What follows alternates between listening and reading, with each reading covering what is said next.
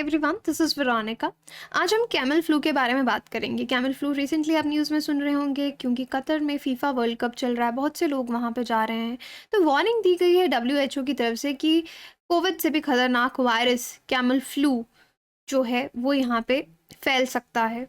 काफ़ी लोगों की जान इससे जा सकती है। तो कैमल फ्लू के बारे में डिटेल में हम यहाँ जानेंगे। यहाँ पे आप मेरे बारे में जान सकते हैं। This is my Telegram channel.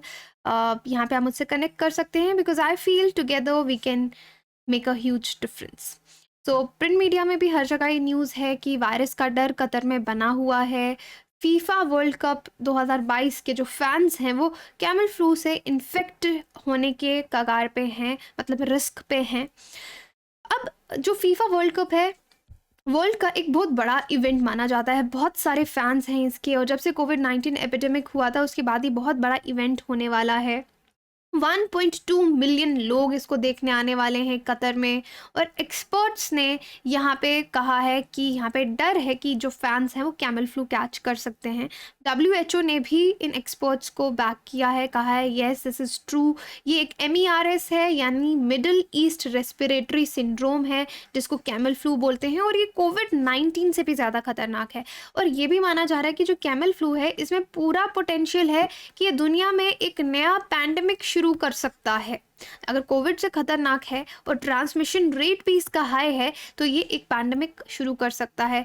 अब नॉर्मली फीफा वर्ल्ड कप के बारे में I am not much a big fan of football, but जो लोग यहाँ पे होंगे तो वो जानते हैं कि मैचेस ऑलरेडी शुरू हो चुके हैं। काफ़ी डिसअपॉइंटमेंट्स भी शुरू में देखने को मिली। 29 डेज 64 मैच, एक विनर। और स्टेजेस 21 नवंबर से 2 दिसंबर तक जो ग्रुप स्टेज के मैचेस हैं वो शुरू हैं। सेमीफाइनल 13 एंड 14 दिसंबर, फाइनल 18 दिसंबर को है, जब हमको पता चलेगा कि इस साल का विजेता कौन है। Anyway, that was about football. हम कैमल फ्लू के बारे में बात कर रहे हैं। पहली बार कैमल फ्लू को आइडेंटिफाई किया गया सऊदी अरेबिया में 2012 में। MERS है, वायरल रेस्पिरेटरी डिजीज़ है, जो कि कोरोना वायरस से ही होती है। जूनोटिक वायरस है। जूनोटिक वायरस यानी वो वायरस जो एनिमल्स और ह्यूमंस के बीच में जंप करते हैं। इस प्रोसेस को हम जूनोसिस बोलते हैं।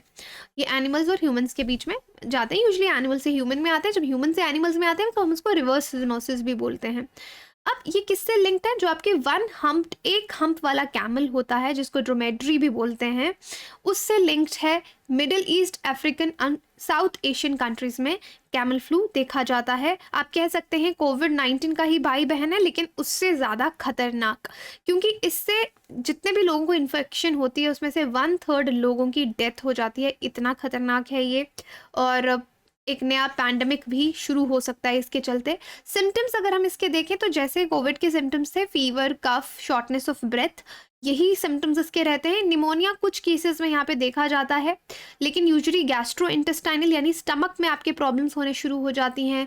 डायरिया हो सकता है, और जिन पेशेंट्स को सिवियर इलनेस हो रही है तो रेस्पिरेटरी फेलियर हो सकता है। तभी जैसे लास्ट में कोविड में हमने देखा बहुत सारे पेशेंट्स को वेंटिलेटर पे रखा जाता था।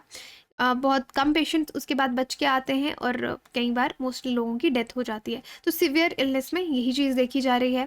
सेम कोविड की तरह कि जो लोग वीक इम्यून सिस्टम वाले हैं, जिनको पहले से कोई बीमारी है, ओल्ड लोग हैं जिनके वीक इम्यून सिस्टम्स हैं, उनको खतरा ज़्यादा है। जैसे जिनको पहले से बीमारियां हैं, कोई किडनी डिजीज़ है, कैंसर है, लंग डिजीज़ है, BP का प्रॉब्लम है, कार्डियोवेस्क्युलर हार्ट डिजीज़ हैं, तो उनको ज़्यादा बच के रहने की ज़रूरत है।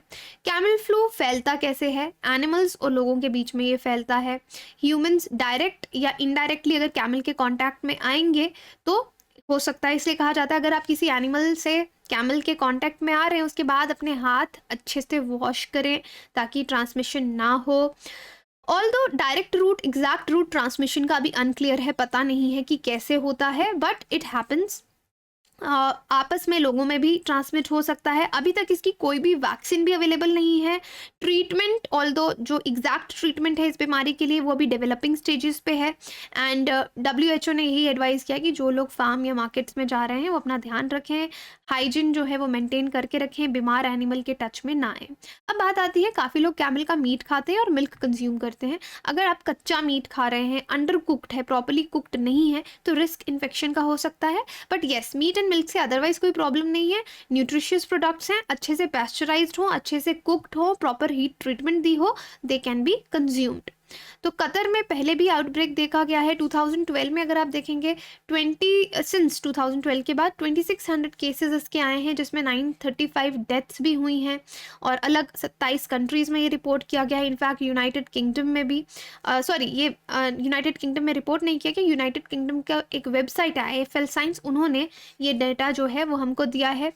जो डेटा कतर से आया है वहाँ पे 28 केसेस इसके दिखाए हैं और कॉन्टैक्ट कैमल्स में आने से ही, अगर कोई इंसान उसके कांटेक्ट में आ रहा है तभी ये फैल रहा है। This is for sure.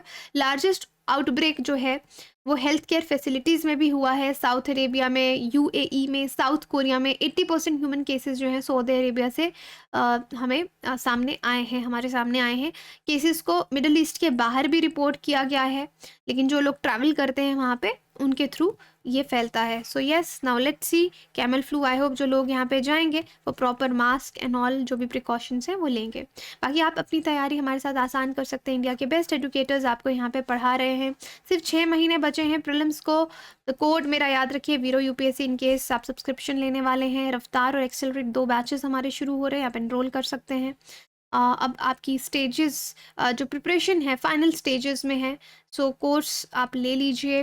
वीरो UPSC is the code. EMI पे भी ले सकते हैं, फ्री इंटरव्यू गाइडेंस में एनरोल कर सकते हैं। I hope you are competing and learning and do check out this doubts and solution section on the application and as well as on the website. Thank you so much, and yes, this is my Telegram. You can connect with me here.